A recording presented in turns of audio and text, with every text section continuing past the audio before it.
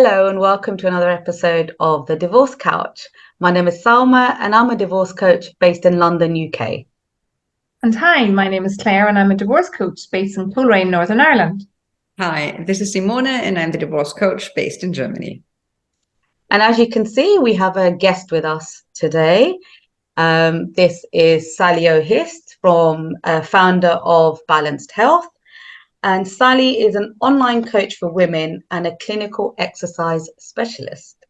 She's been working in the industry since 2009, and her main goal is to help as many women as possible become the healthiest, fittest, and most confident version of themselves without doing any extreme exercises or giving up their social lives. That's a bit that really strikes me. And to stay that way for life. So exactly. I know for a lot of our clients, this is something that I think we all harp on about, don't we, ladies, about how important it is to sort of really focus on our own mental, physical, emotional health at a time when, everything's going pear-shaped. So we thought this would be the perfect opportunity to bring Sally in and discuss how exercise can sort of support us through this incredibly stressful phase of our lives. So over to you, Sally. Hi, so thank you so much for having me, first of all. So thank you for the introduction as well. So as you said, my name's Sally. I'm the founder of Balanced Health London, and I teach women fitness classes online, and I also do one-to-one coaching online as well. I've got my own app. And then other than that, I train people who've got chronic health conditions such as strokes, MS, cardiac disease, pulmonary disease, and the list goes on and on. So that's me in a nutshell. Wow, that's quite a good nutshell, that one. Yeah, exactly. So I think where we'll start really is obviously, when we are sort of experiencing high levels of stress, or overwhelm, all of these emotions that go, I think, alongside any life-changing event. And sometimes, looking after ourselves can just be the first thing that falls off the list, really. And so how is that so important at, in managing the stress and the overwhelm and the changes that we're sort of trying to juggle at that moment in time? Is that a question to me? Yes. So it's first of all, it's really important to prioritize self-care, because if you're not looking after yourselves, then, how are you going to be able to look after the people around you if you've got children, families, parents, what have you? So and also it's really just important to have like a really good healthy diet as well, because healthy diet goes hand in hand with mood. If you're eating, processed foods, if you're eating crisps, sweets, then that's not going to make you feel good either. But what's more important is to try to have like a nice exercise routine as well. So even if it's just going for a walk for 20 minutes every day, just having that headspace can really help you to one, to have some you time, and then two, it can help you to focus on everything and to maybe have a little bit of clarity. It can help you with your motivation. It can help you with your focus, confidence, self-esteem. The list is endless, to be honest with you, with where it comes to exercise and managing the stress levels. So does it mean, because I'm interested, because let's say you're very stressed while you're going through divorce, but then sometimes if you're the sole caregiver after divorce, and I have so many people that I've met here, moms, and that's the first thing they let go of. I know how important it is. So how do you motivate people to do something which is in the grand scheme of exercise? Maybe, do you think it could be because exercise sounds like, I have to go to the gym and I have to commit to an hour, and that sounds already too much time, too much effort. Yeah. So where would you say, can we also be a little bit more permissive and say, because when you just said, it's okay to just go for a walk 20 minutes, I just said, I'm out, I'm doing that. So I'm all right, I'm healthy.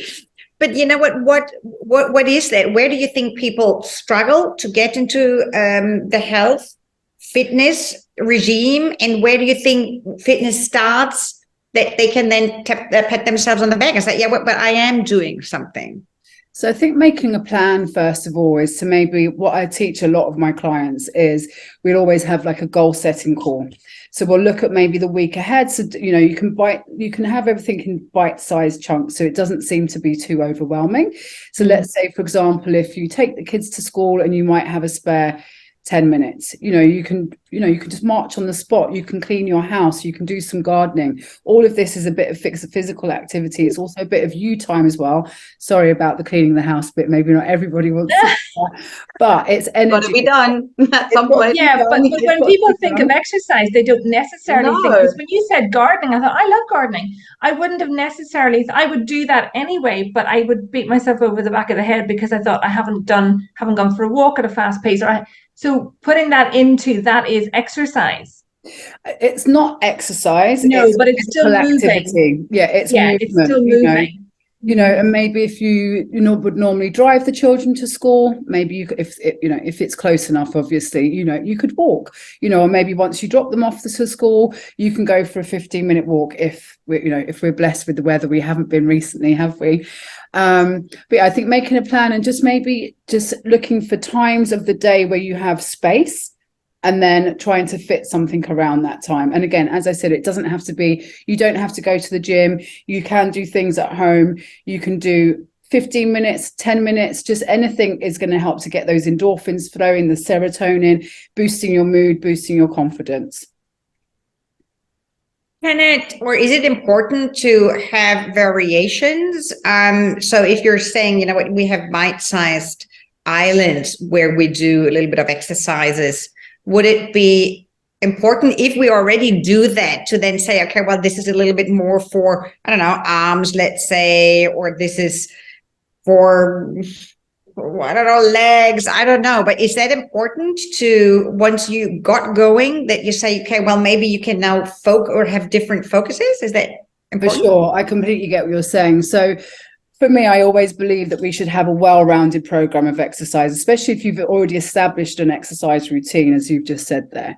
So I would say that you need to have a mixture of stretching or strengthening workouts, so things like yoga, Pilates, these types of things. And then weight-bearing exercise is really good for women, especially as we get older, because it helps to not to increase our bone density, but it helps with our bones, because our bones degenerate, as I'm sure we all know, as we get older, as do our muscle mass. So strengthening exercise is some type of cardio. It doesn't have to be running. It could just be doing some interval training. Sorry, I always got to do that. So I like the demo. I could do that when I'm boiling the kettle, because I boil a kettle 100 million times a day. Just with the arms.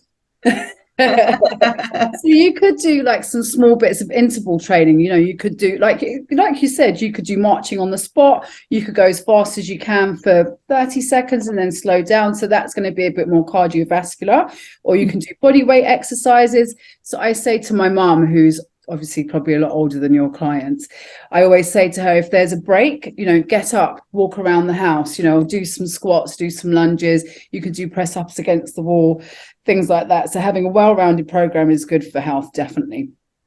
Oh, I love that. And my client, for example, I have one who is older, and I can absolutely tell her that, right? Because I think she's struggling with having a healthy diet, and she only separated at the age of 65. And I would really love the next time for her to listen that, you don't necessarily have to go to a gym, but if you're just motivated, you can just get going. Yeah, I think the motivation is probably the hardest part, and the hardest part is to get started as well. That's why the planning is quite important, and then to also maybe to set yourself some goals along the way as well. So, but make them small. If you're going to be overwhelmed physically and emotionally at this point in time anyway, aren't you? So you don't want to put too much pressure on yourself, but by doing the exercise and having a bit more of a routine is really going to help you to get through the process with a little bit less stress. Yeah. What would be a goal? Sorry. So say, for example, so most people have weight loss goals, but I think for your clients at the moment, it's just to get them onto more of a health journey, basically. So rather than saying, I'm going to run a marathon, For example, you're going to say, right, this week I'm only going to go for a walk for 10 minutes, or I'm going to do 10 squats, or I'm going to do 10 press ups, or even some meditation or something like that as well. And then maybe you can say, right, by the end of the month, I want to be doing 20 minutes, 30 minutes, so then you're building it up as you go, but it's not too overwhelming. Yeah. And I think it's about championing what you are doing rather than sort of focusing on what you're not doing. Because I think, all of us can be quite harsh with ourselves. Like, we forget the things that we are doing. And like you said, the physical activity around, just building in a little bit more movement in what we're doing. And I think that can all go a long way towards our self-esteem as well. Because I think, divorce can have a real knock-on effect on the way that you see yourself or the way that you feel about yourself at that moment in time. And, if, like you said, if you're eating a little bit healthy, not is it only helping your mood, but could it go towards like rebuilding like your confidence and your self-esteem? Yeah, of course it can. It can. And also, I think, as you said at the beginning of the chat, you forget about yourself, don't you? You put everybody else, there's a lot of stress, there's a lot of things going on. So I think it's good for you to reward yourself with doing a little bit of self-care, whether it's exercise, eating well, making sure that you're eating nice, nutritious food that's going to help you get through this period. Even if you're having something that I do weekly, have a face mask, have a time just where you're just focusing on yourself, because then you can maybe have a clearer mind, going through, and you can have a little bit more focus and feel better about yourself as well, I think it's interesting when you talk about the exercise and healthy eating as self-care, because I think it's probably fair to say that a lot of people, when they think of self-care, they think of massage, they think of facial, they think of getting their nails done. They don't necessarily put healthy eating and exercise into self-care. So I think that sort of, reframing what does self-care actually look like and what does it mean? Because it's about helping you to become a healthier, more stable, better version of you. And if you eat healthier and you exercise, your coping capacity with your emotions and your thought process is definitely going to be improved. So you were saying that you do that online coaching. Would you talk a little bit about that and how that working with the exercise and eating, how do you incorporate that in with your clients? So as I said, I have two different platforms. So I have online classes, which are just weekly classes. They're only 30 minutes a class, and they're done at home at everybody's pace. However, with the one-to-one coaching, we also have like a nutrition plan alongside that as well. So it gives you, and as I said, it's a plan and a guide. It's not something you necessarily have to stick to. It just gives you, sometimes we don't know what we should be eating. You'd be surprised how many people don't know, the portion sizes, the types of food that they should be eating. You sometimes just get into bad habits. So it's just about retraining those thoughts and giving everybody the tools that they need to be able to do it on their own, And if you could summarize, because I think we all know what we should be eating, but if you could give us a few tips on what does good nutrition look like? So for like a busy mom, juggling work, kids, whatever, what would good nutrition look like for somebody like that? So that is basically my client. All of my clients are busy women holding down jobs, looking after kids, etc. So what I would suggest is you could possibly follow the hand portion guide, which is, this would be for your carbohydrates, this is for your protein, and then a cupped hand for your vegetables. So at least then you're not having to weigh it's something you don't have to weigh. You don't have to think, oh, this is what I need to be eating. You don't have to be putting anything into an app, because that can be a stress in itself. And then just try to have like a colorful plate. Okay. So you've got more vegetables, tomatoes, greens, what have you. And I never say that you can't have a glass of wine, or you can't have chocolate, or you can't have crisps, whatever, but maybe just little and often. Mm-hmm. It's quite basic, really, to be honest, but it's just about getting it right and knowing what to do. I like the hand portions. My background is as a nurse, and my last job for 7 years was in a GP practice. So we dealt with people that were diagnosed with diabetes. Mm-hmm. And it will never cease to astound me that what we consider to be people would know and it's reasonable. People have no idea. No, they They have don't. no idea. You know, I remember one lady came into the health centre one day and she'd cycled 8 miles in and she was delighted with herself. And I was like, wow, that's amazing. That's really, really cool. And she said, yeah, I had my breakfast before I left and I was all ready to go. And I said, so what did you have for breakfast? And she was trying to lose weight from a cardiac perspective. Her cholesterol was high. I said, oh, I had a sausage sandwich and a bacon butty. And I go, but you've just cycled 8 miles, which is amazing. And I said, well, are you willing to have a chat about breakfast? Yeah. That's the thing. You know, there is it's so easy to presume that people understand what healthy food is. Mm-hmm. I cut the fat off the bacon, but it was in a BAP and it had tomato sauce. So, you know, it's those kind of things that actually it's so important, I think, to the question you asked, Salma, because I think it's not a given. It's not a given that people know and understand. It really isn't. You know, and things that we think are healthy, so we think yogurts and fruit and all that, but you can have too much fruit because fruit is sugar. Yeah, exactly. Yeah. You mentioned you had an app. So how would that app look like? I mean, people even in Germany could look up an app. So what does the app provide? So the app provides you with, as I said, a diet plan. So actually, it's probably easier if I just explain to you how the coaching actually works. So you'll have access to me at all times. So it just basically means you go onto your phone and it's like having me in your pocket at all times. You will have your exercise plan on there, so video demonstrations, or you can join the classes as well, depending on what package you choose. But all of the exercise on there, they're all completely built around that particular client, injuries, food preferences, allergies, etc. So everything is literally there.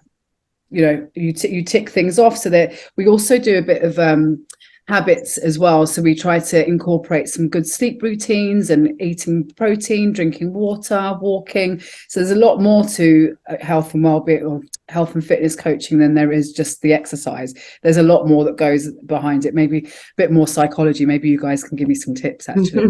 Because I would be, let's look at the people that you also help that have been stopped in their tracks by, I don't know, like a stroke or a diagnosis. And I mean, for them, probably life has just stopped. So, and for them, it's really, if I remember, even when my daughter broke her bone, it's really important to, if they're able to get back into the moving routine. But then mentally, they could be either scared or they don't want to because they're defeated. And I think this could happen in divorce as well. They're just maybe potentially defeated. Mm-hmm. So when I don't know who calls you in to work with them, so how do you connect with them to and get them into the wanting of going back into moving? So normally we have like an initial consultation, so we'll go through all of their health conditions, their previous injuries, previous health conditions that we're not actually going there for. And then we will guide them through it. So that all of the exercises, again, are bespoke to their particular condition. So that there's particular exercises that you would do with different patients. But to be honest, I think they're just quite grateful that I'm there to be there with them, you know, and I'm there to guide them. So I'd leave them with an exercise plan to do when I'm not around. Most of them I see quite a few times a week anyway. But I think it's more about empowering them, to be honest, to know that they can do it, you know, and that if they've been given the guidance and the plans and they've been shown how to do it, then with some of the chronic health conditions, it's not the same as a normal like Gen Pop population. But I think just giving them the tools, you know, and giving them the confidence just helps them, I think. To be honest. It sounds like, you know what, even a perspective change in our divorcees will help. You know what, if they say, I don't have time, but then, you know what, going back to the beginning of our conversation, there is time but then you just need to change the perspective. It's not this 1 hour in a 30-minute drive away gym. It could be anything at your doorstep. I remember there was once a study, and I think it was in South America, and there were cleaners and they were slightly overweight. And then they said, did you know that when you look at your cleaning job, I think they were working in a hotel, this is actually exercise. And then the other half just continued. The half, or the people that were told this is exercise, lost weight without having done exercise. Just the idea in their brain that what they were doing with more attention is also, you know, what movement. Wow, that's really interesting. It was very interesting. They started to lose weight just by knowing what I do is intentionally also exercising. Yeah, because it just gives you that power, confidence, motivation, doesn't it? Just by saying something simple like that. You know, I'm sure that maybe if people were to know that just by going for a 10-15 minute walk, that they'd come back and they'd feel a lot less stressed, you know, less anxiety, their self-esteem and focus and, you know, all of that sort of stuff. Yeah, I remember on my divorce journey, I wanted to feel strong. I thought, you know, I'm fairly fit. I didn't really need to lose an awful lot of weight, but I didn't feel strong physically. And I think that that was something that pulled me forward. So maybe for, you know, I think on any divorce journey, I mean, you are overwhelmed, your cortisol levels are really high, energy levels are down. And I think as humans, we underestimate the amount of energy that's used in our heads. Yeah. Yep. I mean, it's an enormous amount of energy we use in our heads, but you get to the end of the day and think, why am I so tired? What have I done? And then you go down the whole rabbit hole all the time. So I know for me, I thought I want to be strong. So what does that look like? What would I need to do to feel strong? Is it to do with weights? Is it to do with a bit of cardio? So that was my starting question. So maybe for you, our listeners, that might be an interesting exercise to go, what would you like to feel that you don't feel now? Because when you get a starting point, then you're able to do something with it. And then it might be, do I need to have somebody to help me on the journey for support? Do I think I can do it on my own? Have I got a friend that I could ask to go for a walk with? Could we, you know, pick, as you said earlier, pick up the pace for 30 seconds, drop it down? Could I put Couch to 5K on my app, on my phone? But I think, what is the thing that you want that if you had it would help you to feel better? Because a divorce, let's face it, I think all of us would say it doesn't make you feel very good. No. And yet feeling strong for me was an important part of my coming through it and coming out of it. It helped me to feel better, and then I coped better. But that was what I thought, what is it that I would like?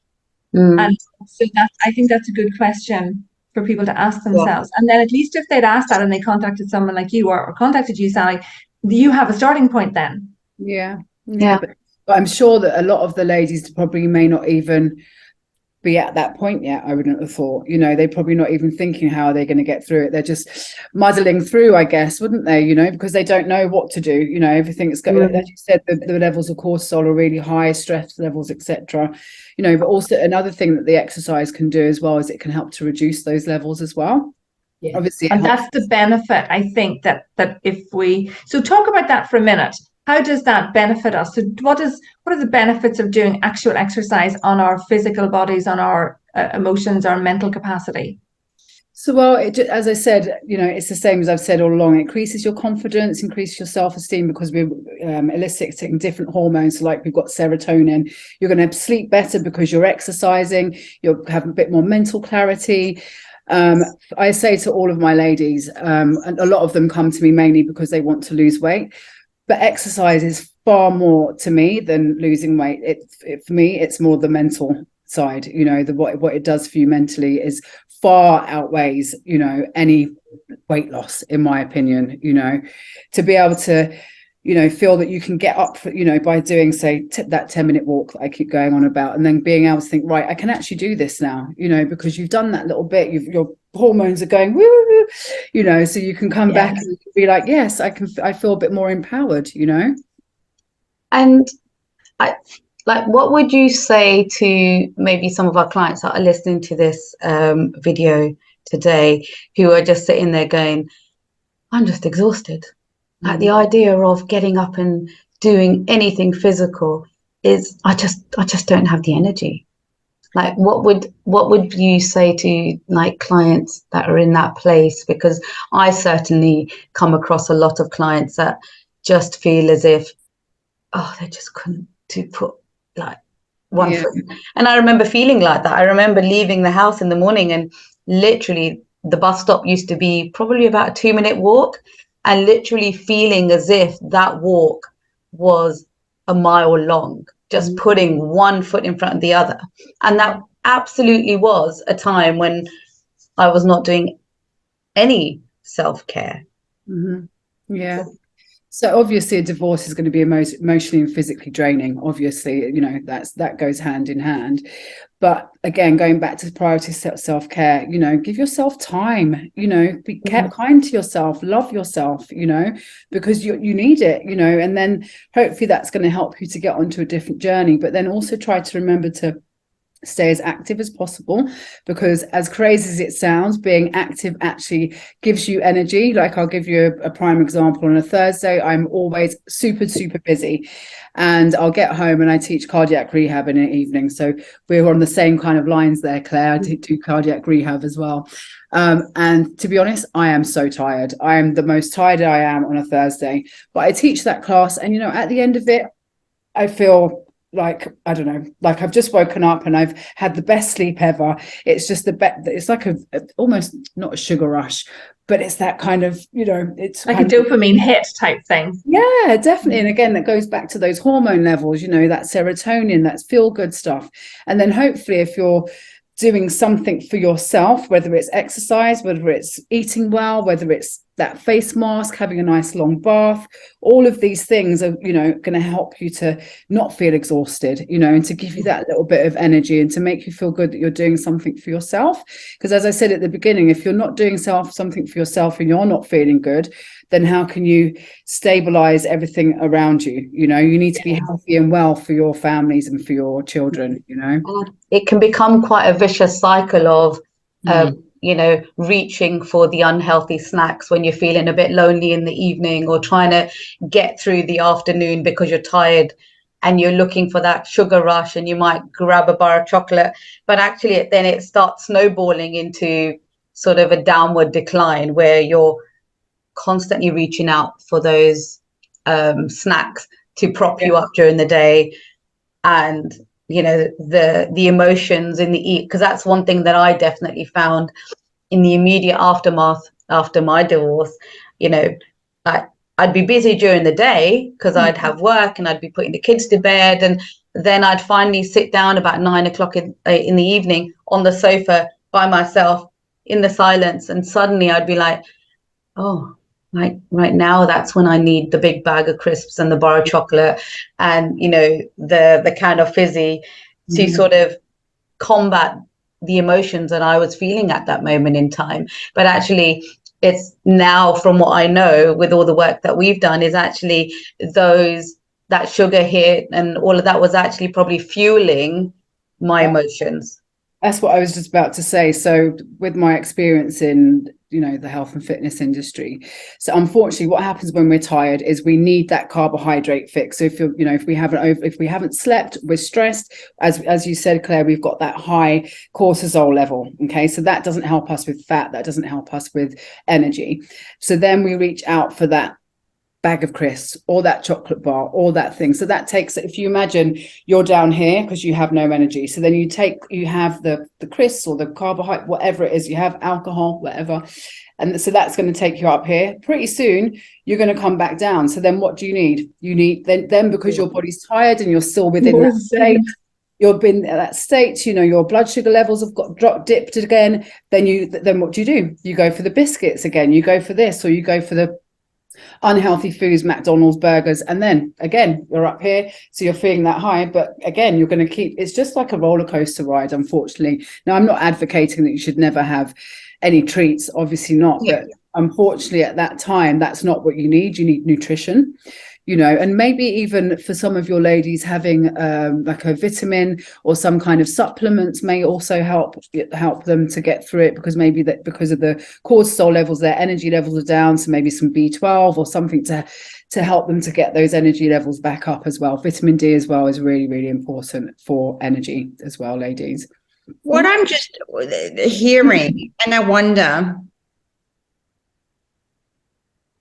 what if you didn't you know what if at this point of the divorce, when everything goes square shaped, maybe if you haven't exercised by now, it's probably really difficult to now then, you know what, watching us, I said, yeah, but it has never been part of my life. I have never exercised. I think, you know what, that could also be that this is something completely new of the whole life areas, you know what, that, you know what, exercise is now almost something you should subscribe to yourself, because if you need it, you want it now. And I keep, every time you're talking, I keep remembering what we were taught in our group where we met, how important it is to feel the emotions, right? Stay with it, feel the emotions. And then I keep thinking, so here we are trying to stem the life of kids and divorce and everything. But if we don't know how to feel ourselves, not only the emotion, but also our bodies, as let's say we are doing a plank and after 10 seconds we fall over, that means there is actually no energy, no fuel to go through what we are meant to do, because it will be exhausting. It is energy. We need to be able to provide all that. But if we can't even hold our body for, let's say, a second, 10 seconds on one leg, that means this is what I just thought, that can only mean we are probably constantly running on an empty car. Empty, yeah. We're depleted. And at one point, we just probably fall flat. Yeah, it's adrenaline. So going back to what you said, Salma, if you look at it like that, but look, you're driving a car and it's always empty. You know what? Everything about the car is about to fall apart. Let's say it's our body. What is your options? Where do you want to, you know what, be after the divorce? Empty, sick, basically. I don't know. I mean, we have that, right? Alcoholic. There's lots of. I remember there've been many people I came across through separation. They just drink. And the question, I guess we have to at one point go into our, you know, prefrontal cortex and ask ourselves, is this what we want? Yeah. And I'm pretty sure there are some people that just don't have the attention of changing. And I think we can't make them. No, but I think it does bring us back to the conversation that I think we have in the next episode that's going out, is even if you haven't had exercise or healthy eating in your life up until now, there is nothing stopping you starting and recreating something that is going to help you move forward. And so I think there's always, you know, just because we've never had it in our lives doesn't mean that we can't bring it into our lives slowly now. But look at it positively, right? To kind of like look at it, says that, here we are, my divorce, it really sucks, but at least, you know what, here I am doing something I never thought I would ever do. Yeah. And I think there is a place for doing activities alongside the children. I mean, you know, that's one of the things, you know, for time purposes, you know, we often say, I haven't got the time. You know, maybe even simple things like going on a bike ride with the kids. I mean, that's probably not something I would do because I can't ride a bike, but like I can run, you know, so like, you know, look at the kind of activities that you could incorporate as a family. And, you know, not only does it, I think it really builds relationships to be able to, you know, it builds a sense of teamwork, it builds a sense of fun. And these are all things that we can do as part of our families or with friends, you know, go join. I mean, I'll be honest, I didn't start running until after my divorce. Before that, my standard line was, I can't run, because I'd never run. It had never been anything that I'd been inclined to do. And it was only after the Wafa girls started a running WhatsApp group. And I think for about 3 months, I would just listen, we're going out for a run. And I'd be like, no, I can't run. And then I just started. And, you know, at my own pace, you know, dying after 1 minute, having to hold on to a wall, you know. And then I think the first time I actually managed to run 1 minute without feeling as if I was going to pass out was actually such a moment of achievement. And that is what spurred me to continue. And I think it's those little moments that we have to champion. Like, you know, we may not be able to do 10 squats in a row, but do 2. But you did 1 or 2, exactly. Do 2. And then tomorrow you might be able to do 3. Or, you know, like, so take it really, really slow and champion every tiny step that you do make. Yeah. And if you fall off the wagon and you reach for the marathon, you know, the Mars bar on a really bad day, so be it, right? We're all allowed, you know, a bar of chocolate every now and then. But I think the worst thing you can do is think, oh my God, all that hard work that I've been doing for the past month, oh, it's all down the pan now. I'll just go and have another. Yes, and I'm a failure. That doesn't need to happen. Yeah, you know. I think also with the achievement side of doing some exercise, whether it's 1 squat, whether it's a 10K run, you know, whatever it might be, I think it would help your clients to then think that they can achieve other things in their lives that maybe they weren't able to achieve before. So, you know, if you've been bogged down in a marriage that you haven't been happy, I'm just hypothetical. If you've been bogged down in a marriage that you've not been happy in for a long time, it may have stopped your progression in lots of areas in your life, you know, but maybe starting on yourself, you know, with a healthy eating plan, or just working on yourself mentally, you know, self-care, or just allowing yourself to feel these feelings, you know, it could possibly also open other doors. You know, you might go and study again, or you might. It really does. You know, it's like a domino effect, you know. You have an evidence pathway, don't you? I love that phrase, and I use it a lot with my clients. When I first went in to swim in the sea, like a crazy idiot like I am, I walked into the sea in my head with this loop mantra: I can do hard things, I can do hard things, because it was August, so it was probably the hottest time of the year to go swimming. But it's like I hadn't done that, well, since I was a child, probably, unless I was in Greece or somewhere. And then I started joining with a group, and then there were lots of people. And I remember the first day I went in, I said, look, I'm going to go in and out. And they're like, oh, well, we're going to stay for about 8 minutes, so just keep with us. I lasted 5. I would have lasted 5 on my own. And now, I mean, I haven't gone for the last while because I was sick, but I do go in swimming. But what that has helped me to do is, if I can do that, I can flaming well do this. Because that's hard, and I can do this. So I have used it to build up an evidence pathway to get me out of my own way for lots of other things, because it does take an effort. And I mean, I swam this year in November, December, January, and February in the Atlantic on the north coast of Ireland. Now, it's a bit crazy, but had the wetsuit gloves on, the wetsuit boots. But for me, I did it because I had people around me, and it was quite short. And when I did do it, it was never as bad as I was thinking it was going to be. But it, for me, has been, if I can do that, well, then maybe this is manageable.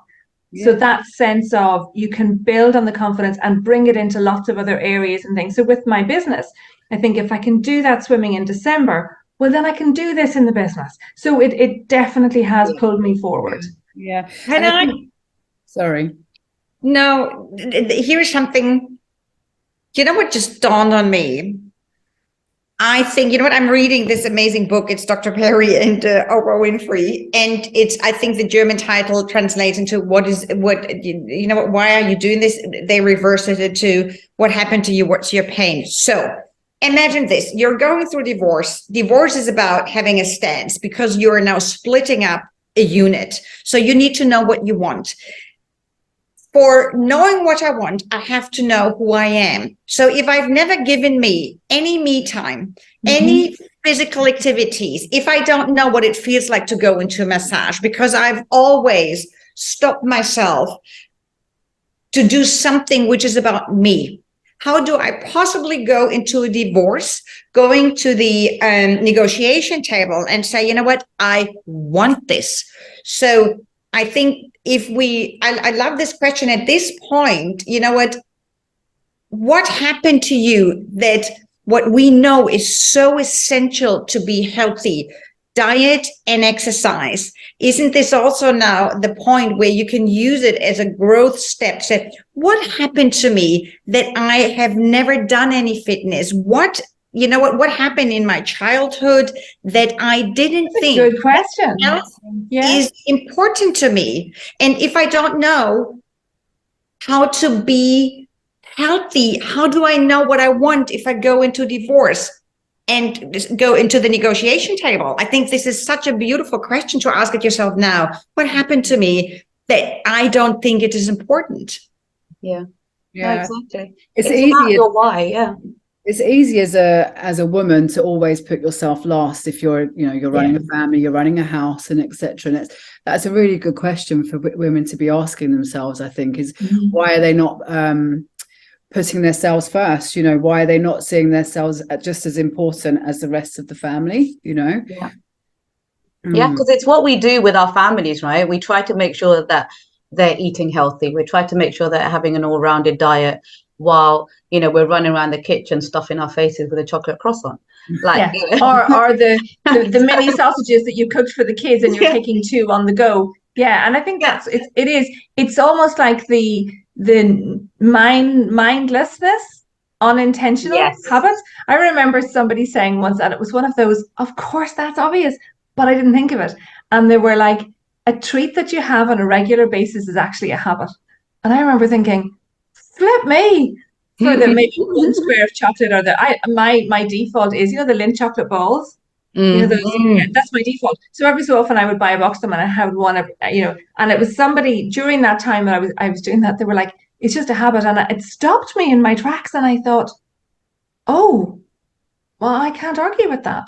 So it changed how I saw it. Once I saw it as a habit, not a treat, it changed how I saw it. Yeah. And I thought, I don't think I want that habit. Yeah. Psychology of it, isn't it? You know, the way that you see and one of the words that I love, and I actually used this with a client over the last week or two, because she had a huge, big sort of, you know, weekend of just communication and lots of different things going on in a relationship. And I just said to her, I think you just need to replenish for a bit. And she actually started to cry, because that word found her. Whereas if I'd said to her, you need a bit of self-care, wouldn't have had the response. But to me, replenishment was, what do you feel that if you asked yourself the question, what do you need, what would it look like? And she does go sea swimming. And I thought, does it look like a swim in the sea with your friends? Does it look like going to bed in an afternoon at the weekend? What does that look like? But the word itself caught her in a way that other words I had used before didn't. And to me, listening to you, Sally, the idea of using the word replenish in relation to self-care and nutrition, there's a definite place for that connection, I think. Sure. Well, and with the exercise as well, because you're giving yourself something that it needs, aren't you? Which is exactly what replenish means. So, yeah.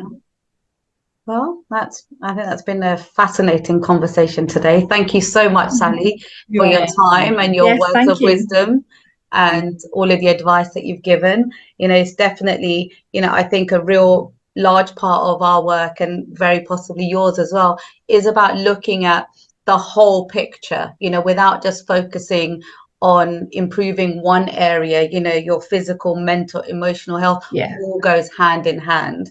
And, you know, there's so, like, I think tiny, easy things that we can incorporate in our daily life that can really help us, you know, and support our growth. And so that's been really great. If there's anybody that wanted to get in touch with you, Sally, how could they get in touch with you? So you could get in touch with me on Instagram. So let me start again. So it's at Balance Health LDN, so Balance Health London, or they can email me at sally@balancehealthldn.co.uk. Fantastic. And we'll pop your contact details at the end of the video as well. Okay, so thanks very much. Thank you so much for having me. It's been great.